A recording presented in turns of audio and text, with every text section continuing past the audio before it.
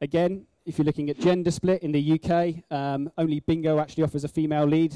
The rest of it's pretty male-dominated search. In France, that skew fails to appear. It's much more evenly matched.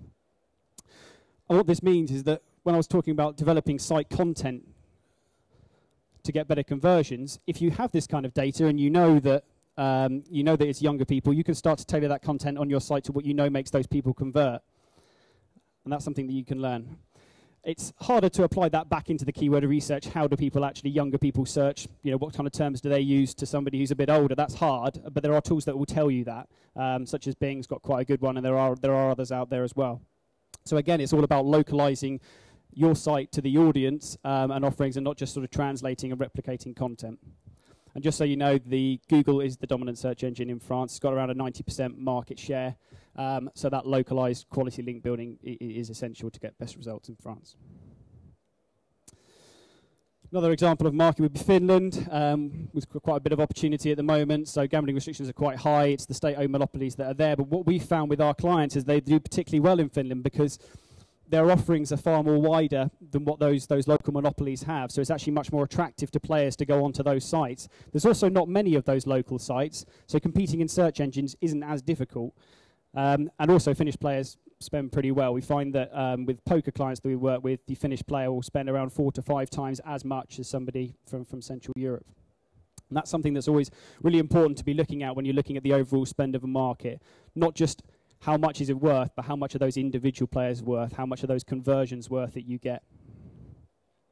And in Finland, Google does have a 98% market share, so again, really dominant, and that's great because with Google, there are a number of tools and things you can do to tell Google your site is for a particular market. So having that local hosting isn't as essential as it is for non-local engines.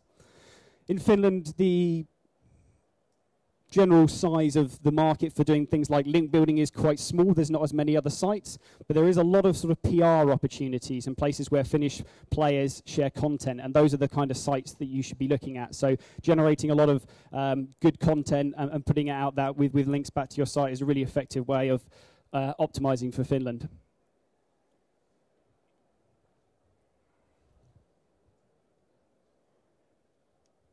Okay, so if we look at the general sort of search landscape, as I mentioned earlier, across the US, UK, and most of Central Europe, Google is the dominant search engine. It's got between a 90 and 100% market share. But as you go sort of further east, you start to get a lot more local engines popping up, things like Cesnam, things like Rambler and Yandex. In the Middle East, Yahoo's got much more of a presence. It's a lot of markets more dominant than Google is still. And in Asia, it's just a completely different ballgame altogether. Google has quite a small share in Asia in total. We do actually work with quite a few people in Japan, and Japan is 70% Yahoo. China 75% Baidu. So to take an example, I'll give you a case study of one of these engines and how your strategy perhaps should be different. Yandex is the biggest search engine in Russia. And this is actually a little bit out of date, this slide, because I think Yandex is now more 65, 70% market share. Google's around the same, and those other sites are a little bit smaller now.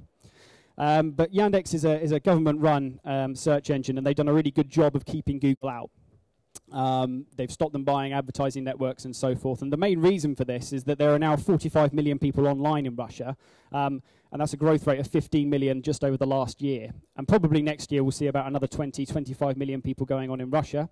And at that point, it will still only be 40% of that whole population online. In the UK, to give you a comparison, there's around 50 million of us online at the moment, but we're at around 85% penetration, and our growth rate is slowing down. So there's massive opportunities in markets like this for people to get in now. But it is a very difficult search engine to optimize for. They're deliberately protecting local sites so that they can take advantage of this huge online boom that they're having. So what can you do for Yandex? Well, first of all, domains. .com is not an authority domain for Yandex. It will find it very, very hard to index that. And if you're doing it on a .com/RU site, you've got very little chance, if you're in a competitive market, of ranking well with Yandex.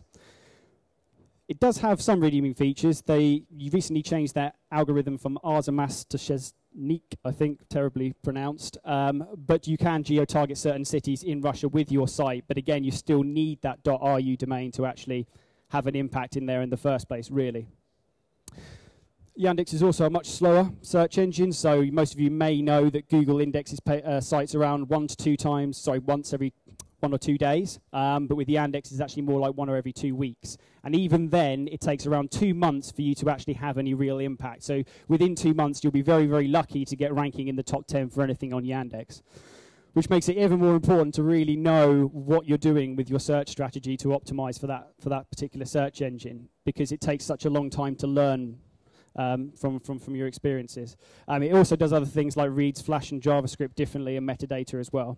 There's a lot of online resources, there's a lot of forums that will talk about Yandex and how it's different and give you some tips on how to optimize for that, and that's the same for other engines as well, so it's worth doing a good bit of research, and there is some good data out there. Yeah, I'm going to make this sort of general and bring it back to Yandex. Yesterday there was a really, really good talk on about link building and how what defines a quality link, about how PageRank's a little bit outdated now. There's lots and lots of other things you need to be considering to get the best links. And I found from working with clients in this sector that it's pretty well understood, the quality link building process and some of the core things that you need to be looking at. But what's really not understood is how that changes when it's internationally.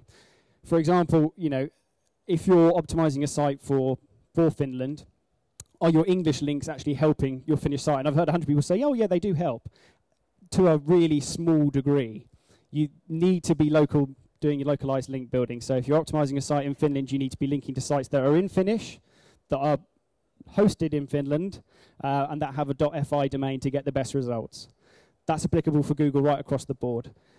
But it's even more applicable for international search engines. Yandex cannot read backlinks from other markets effectively, and most other search engines can't. Their algorithms just aren't as sophisticated, and they probably wouldn't want them to be, because they're protecting local sites. So ever more important to do localized link building in markets where Google isn't dominant. Just give you another example. Seznam is the leader behind Google in the Czech Republic. Google did have quite a growth rate over the last 2 years. They overtook Seznam. They're slowing down now. Really, that's because they didn't used to have a Czech platform, so you used to have to search in English or another language, but they've now got that, so they are getting a bit more dominant. But with Seznam, there's things like the pay-per-click advertising, for example. It's harder to distinguish what are the paid results, so generally more people will click on them there. And people that use Seznam generally type in a lot more questions, like the old Ask search engine. I say old, it's still there, but it doesn't have much of a share. So again, you need to be looking at keyword research on not just a market level, but on a search engine level as well, if you can. Another way to optimize your strategy effectively for certain regions is to actually look at the real estate of where you're looking for rankings. So lots of you, this is an eye tracking study, and lots of you may have heard of Google and the Golden Triangle. So the US and the Golden Triangle. So within the top sort of 3 results is where most people click, and that's where you kind of want to be, certainly in the top 5 to get visibility and to get good volumes. And that's pretty much applicable in the UK and throughout most of Europe as well.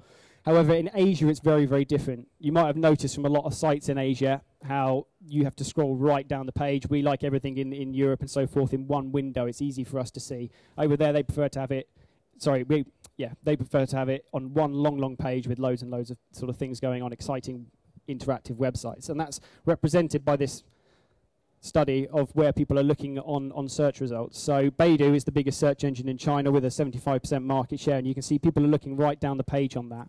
So if you're developing a strategy for those search engines, maybe it's not as important to put all your focus on getting to the top 3 or 4 results. Maybe your time is actually better spent working on a wider range of keywords and getting them to the first page, and that's actually how you drive through more traffic in those markets, not necessarily getting to that #1 spot, just getting on that #1 page.